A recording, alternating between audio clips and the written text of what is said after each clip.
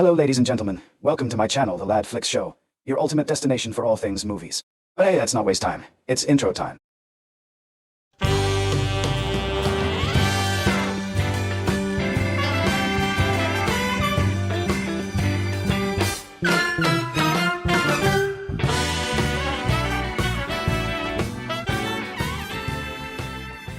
Today we're diving deep into one of the most anticipated films of the year, Joker. Folie, Deux. That's right, the first trailer for Joker Part 2 is finally out, and it's packed with surprises. Now, if you remember the first Joker, it wasn't dubbed in many languages internationally. But this time, Folie Deux is breaking those barriers and will be available in multiple languages worldwide. That means more fans can experience the madness. But let's talk casting. One of the biggest jaw-droppers. Lady Gaga as Harley Quinn.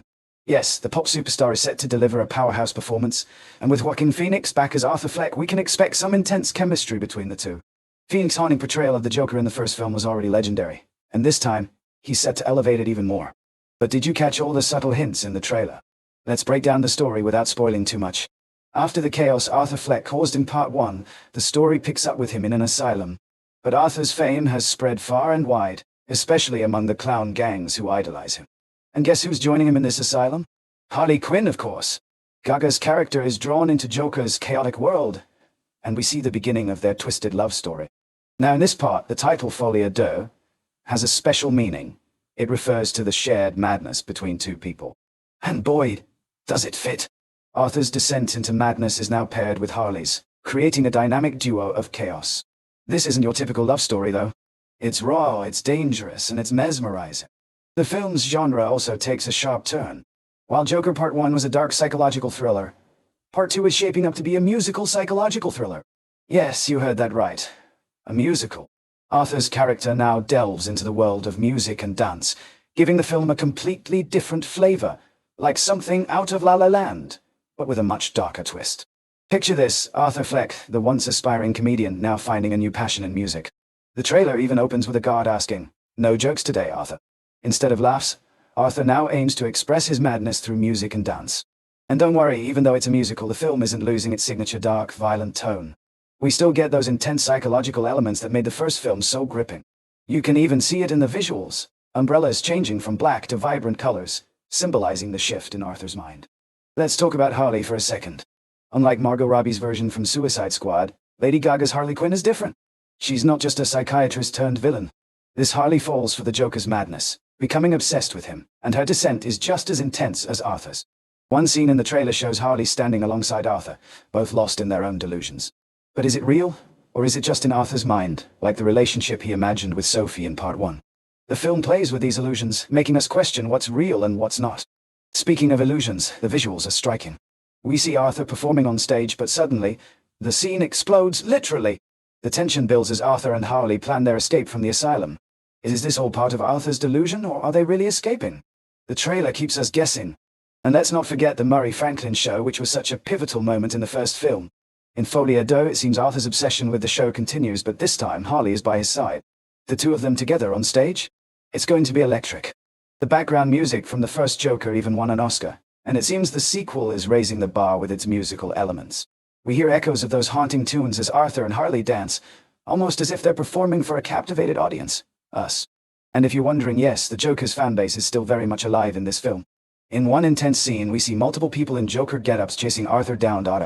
The clowns are back, and they're not done with their idol. But here's the big question. Where is this all leading? Well, Part 2 might dive deeper into Arthur's past. There's even speculation that we might see more of Thomas Wayne's family. Will Bruce Wayne make an appearance? It's possible. And how will the Joker's character evolve in this universe without a full-on Batman clash? We'll have to wait and see. The line between fantasy and reality blurs completely. A courtroom explodes into a musical number, and suddenly, Arthur and Harley are stars in their own show, dancing on a jazz club stage. Personally, I think this film is about an inmate in Arkham Asylum who stopped taking his medication and created a fantasy where he's responsible for the city's chaos. The movie's clues point toward this wild theory. For starters, let's look at the ending. Arthur's uncontrollable laughter as he's being questioned by a psychiatrist, followed by a vision of Bruce Wayne over his parents' dead bodies, gives us a glimpse into his twisted sense of humor. He laughs because to him, it's the ultimate punchline, the death of the people he blames for his miserable life. But here's the twist. What if he was always in the asylum? The scene where Arthur smashes his head against the door while in a session with his therapist could hint that he's not flashing back to his time in Arkham, but is actually still there, locked away. His violent outburst could be his mind breaking out of a delusion before quickly sinking back into it.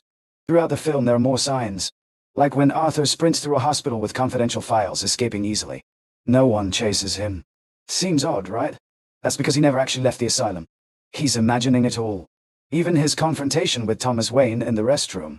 Just another figment of his imagination. And let's not forget the riot scene at the end. Arthur, standing on top of a cop car, cheered on by the masses before flashing back to the asylum. This sudden shift suggests that he's been trapped in his delusion all along. By the end, he realizes none of it was real. He kills his psychiatrist and is dragged back to his cell in a Scooby-Doo-style chase through Arkham's halls. Now, I know this theory may sound wild, but when you watch Joker with this lens, the film takes on a whole new meaning. Arthur isn't just a delusional man occasionally dipping in and out of reality. He's a full-blown inmate, lost in a fantasy where he's Gotham's dark savior. Alright, that's it for today's breakdown. What do you think of the Joker? Folie Deux trailer. Are you excited for this new musical direction, or are you worried it might stray too far from the original? Let me know your thoughts in the comments below. And if you enjoyed this breakdown, don't forget to like, share, and subscribe. Thanks for watching, and I'll see you in the next one.